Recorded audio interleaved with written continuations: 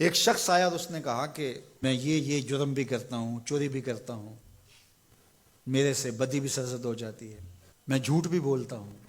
اس نے کہا میں سب چھوڑ نہیں سکتا۔ تو میرے آقا نے فرمایا کہ تو جھوٹ چھوڑ دے، میرے سے وعدہ کر کہ تو نے جھوٹ نہیں بولنا۔ اس نے کہا ٹھیک ہے، اس چیز کا میں وعدہ کر لیتا ہوں۔ اس کا یہ مطلب نہیں ہے کہ باقی چیزوں کی اجازت اللہ کے محبوب نے دے دی۔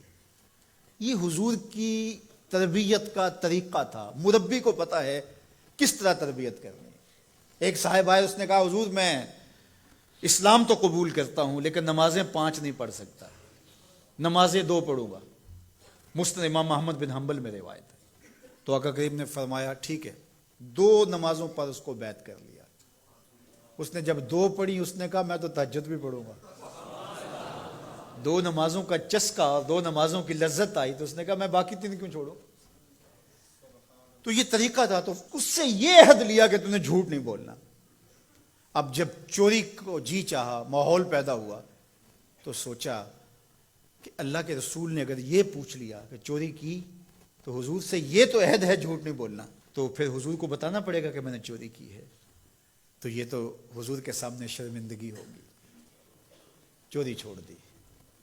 پھر کہا کہ جب بدی کو جی چاہا، طبیعت میں غلبہ ہوا گناہ کا، تو پھر سوچا کہ اگر رسول اللہ نے پوچھ لیا تو جھوٹ تو بولنا نہیں، تو پھر حضور کے سامنے شرمندگی ہوگی، کیا بتاؤں گا حضور کو۔ برائی بھی چھوڑ دی۔ شرمندگی کسی کے سامنے نہ ہو، یہ حیا ہے۔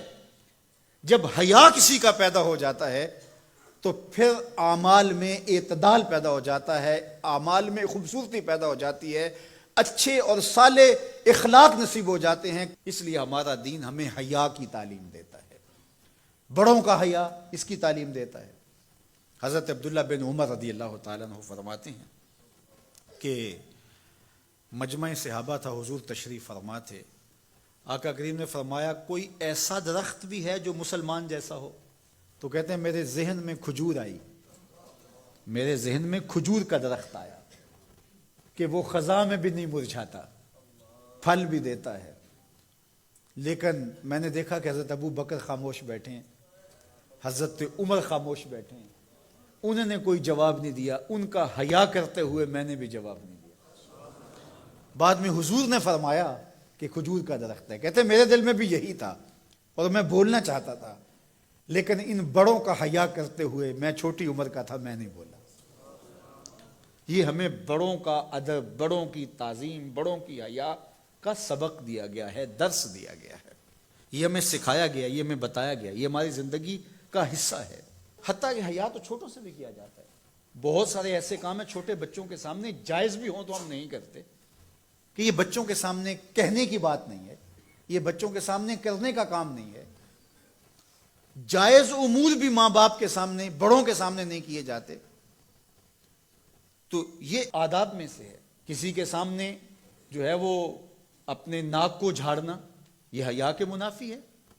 کسی کے سامنے زور زور سے کھانسنا، اگر اس طرح کی ضرورت ہو تو آپ باہر اٹھ کے چلے جائیں یا اس آواز کو دبانے کی کوشش میں لگے رہیں۔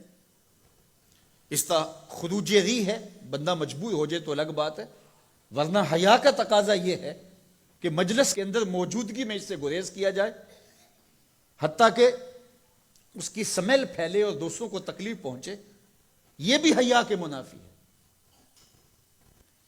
اللہ اکبر۔ تو یہ